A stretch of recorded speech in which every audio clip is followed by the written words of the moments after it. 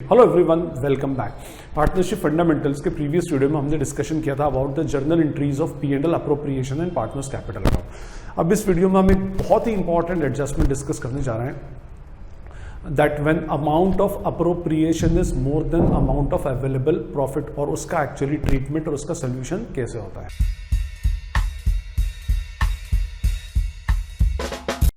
हम चार्जेस और अप्रोप्रिएशंस में पढ़ चुके थे कि जितने भी चार्जेस होते हैं, charges are made against the profit, ठीक है ना, and appropriations are made out of the profit. और चार्जेस के लिए प्रॉफिट की अवेलेबिलिटी कंपल्शन नहीं होती। अगर आपका अवेलेबल प्रॉफिट, ग्रॉस प्रॉफिट अगर 1 लाख है और अगर आपके चार्जेस 1,50,000 है तो भी आपको लिखना पड़ेंगे, और इससे जो रिजल्टेंट वैल्यू आएगी that would be our 50,000 loss, है ना, ये होता है। अच्छा, कभी ऐसा हो कि भी जीपी आपका 1 लाख हो और आपके अप्रोप्रिएशंस 80,000 हो, तो resultant value will be 20,000 rupees net profit. ये क्या हुआ? आपका नेट लॉस हुआ। बस यहां से आपके अप्रोप्रिएशंस का स्टेटस डिटरमिन होता है।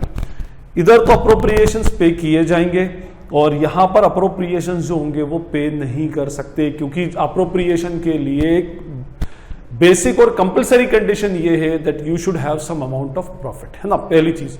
तो appropriations are made out of the profit. अब प्रॉफिट ही नहीं है तो आप कैसे अप्रोप्रिएशन क्रिएट कर सकते हो? That is the first question. दूसरी बात ये होती है कि appropriations are made out of the profit and up to the extent of profit. आपके प्रॉफिट से ज्यादा आपके अप्रोप्रिएशंस नहीं हो सकते। देखिए, मैं आपको एक एग्जांपल लेता हूं। लेट्स सपोज कि आपका फर्स्ट केस लेते हैं, केस 1।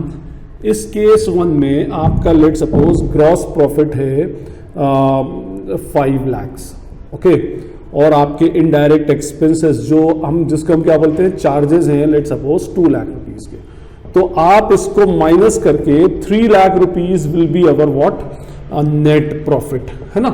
3 लाख रुपए का आपका नेट प्रॉफिट है। और लेट सपोज आपके अप्रोप्रिएशंस हैं इसमें 2 लाख रुपीज के, तो 2 लाख रुपीज के पूरे अप्रोप्रिएशंस डिडक्ट करने के बाद 1 लाख रुपीज जो रिमेनिंग अमाउंट होगा resultant value, that would be our NDP, और ये तीनों पार्टनर्स में उनके जो भी अग्रीड प्रॉफिट शेयरिंग रेशियो उसमें डिस्ट्रीब्यूट हो जाएगा। ठीक, let suppose come to case 2। Second case में अगर हम बात करें 5 लाख रुपीज का हमारा टोटल ग्रॉस प्रॉफिट है, और अगर 6 लाख रुपीज के हमारे चार्जेस हैं, तो हम इस चार्जेस को तो पे करना पड़ेगा, और डिडक्ट करने के बाद हमारा जो रिजल्टेंट वैल्यू आया that is our net loss. और नेट लॉस आने की वजह से we are not able to deduct these appropriations. फिर उस केस में हम अप्रोप्रिएशंस जो भी आईओसी आईओडी वो नहीं दे पाएंगे, बिकॉज हमारे पास प्रॉफिट नहीं है और appropriations are actually made out of the profit. तो resultant final resultant profit will be rupees 1 lakh, which will be distributed to the partners in their agreed ratio, profit sharing ratio जिसमें भी होगा वो ultimately हम उसमें डिस्ट्रीब्यूट कर देंगे।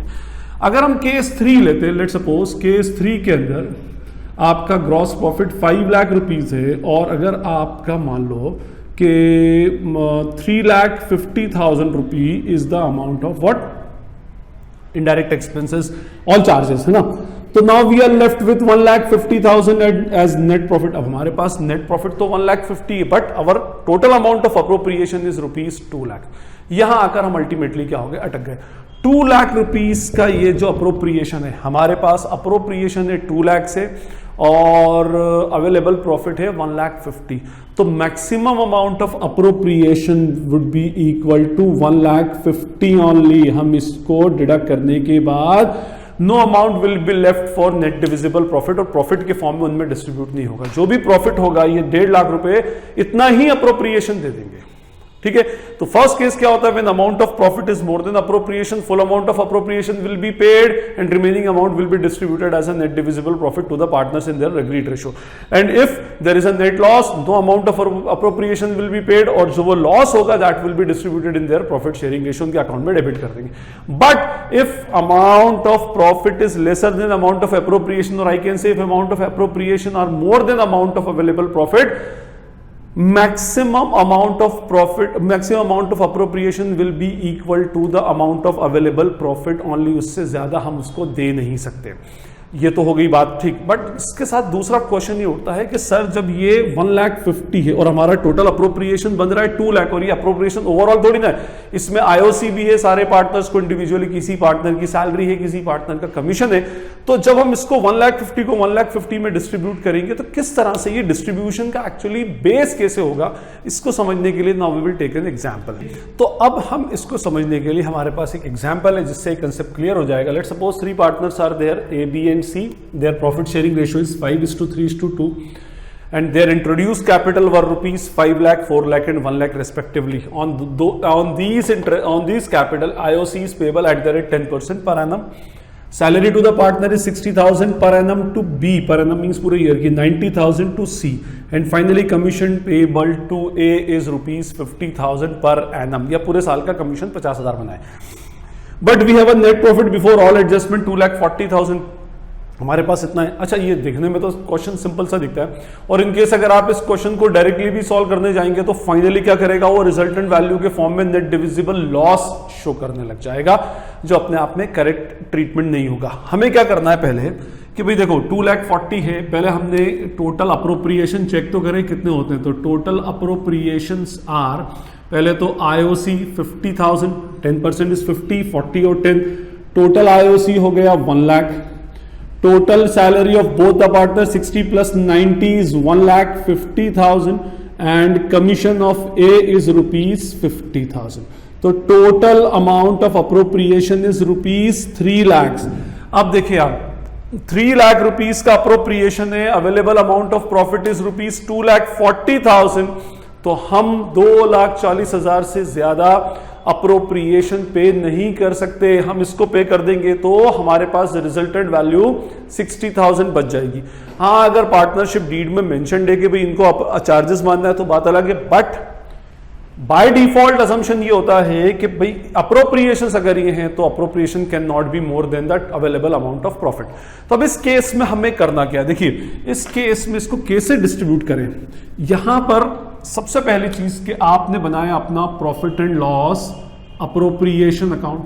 इसकी एक जो सिंपल शॉर्ट मेथड है वो आपको बता देता हूं, अदरवाइज तो इसकी एक एलाबोरेटेड मेथड भी पूरी होती है जिसमें हर एक अप्रोप्रिएशन का इंडिविजुअल रेशियो कैलकुलेट किया जाता है, बट बेटर है कि वो बहुत लेंदी मेथड है, आप शॉर्ट मेथड पर आए। फाइन, तो हमने यहां पर सबसे पहले लिखा by P&L account, that is what net profit brought down. हमने नेट प्रॉफिट कितना ब्रॉट डाउन किया, 2,40,000, but this 2,40,000 is lesser than rupees 3 lakh. तो पहले हमें ये देखना है कि अप्रोप्रिएशन में कितना मिलेगा। तो उसके लिए एक सिंपल सा फंडा है, वर्किंग नोट में आप इसमें लिखेंगे calculation of what appropriation ratio. हम निकालेंगे इनके अप्रोप्रिएशन का रेशो, फाइनल अप्रोप्रिएशन रेशो। कैसे भाई, हमने एक स्टेटमेंट बनाया, पर्टिकुलर्स लिखा, partner A, partner B and partner सी।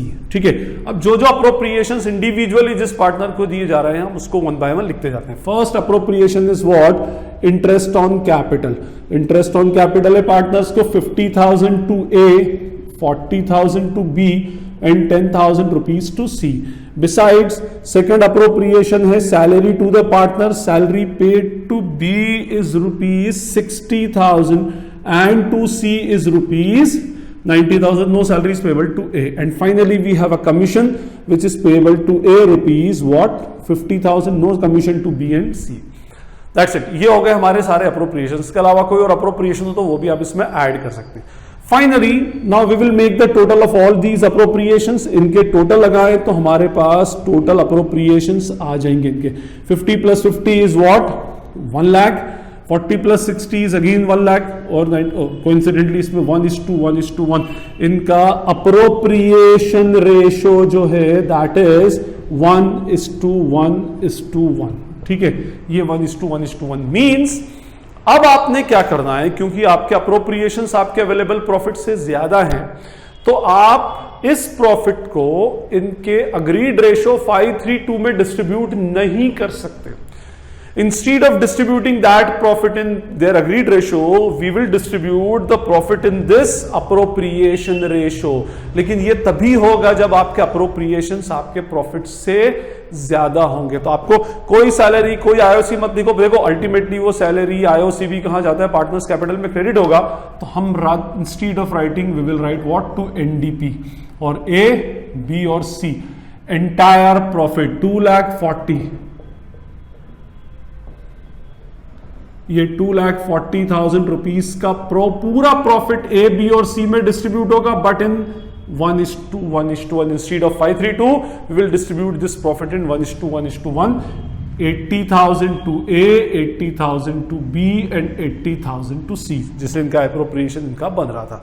तो सिंपल सा फंडा है और इसको सिंपल सबसे इजीएस्ट मेथड है कि भाई आपको क्या करना है कि अगर आपका अमाउंट ऑफ अप्रोप्रिएशन आपके प्रॉफिट से ज्यादा है तो एक्चुअल रेशो छोड़ दो, आईओसी सैलरी को यहां इंडिविजुअली लिखने से बेटर है आप उनको एक वर्किंग नोट में कैलकुलेट कर लो, टोटल एप्रोप्रिएशन कर लो, एप्रोप्रिएशन का टोटल लगा लें, उसका फाइनल रेशो कैलकुलेट कर रहे हो, जो भी फाइनल रेशो आए उस रेशो के अंदर आपके अवेलेबल प्रॉफिट को डिस्ट्रीब्यूट करते हैं, दैट्स इट, आपका प्रॉफिट अल्टीमेटली डिस्ट्रीब्यूट हो जाएगा। तो हमने इस लेक्चर में क्या डिस्कस किया कि भाई अगर हमारा अप्रोप्रिएशन ज्यादा है तो हम उसको प्रॉफिट कैसे पार्टनर्स के बीच में अल्टीमेटली डिस्ट्रीब्यूट करें। I hope it is clear to you all. फिर भी अगर कोई क्वेरी, कोई डाउट है तो कमेंट सेक्शन में लिखकर पूछ ले, जितनी जल्दी होगा आपकी क्वेरी और डाउट को मैं रिजॉल्व कर लूंगा।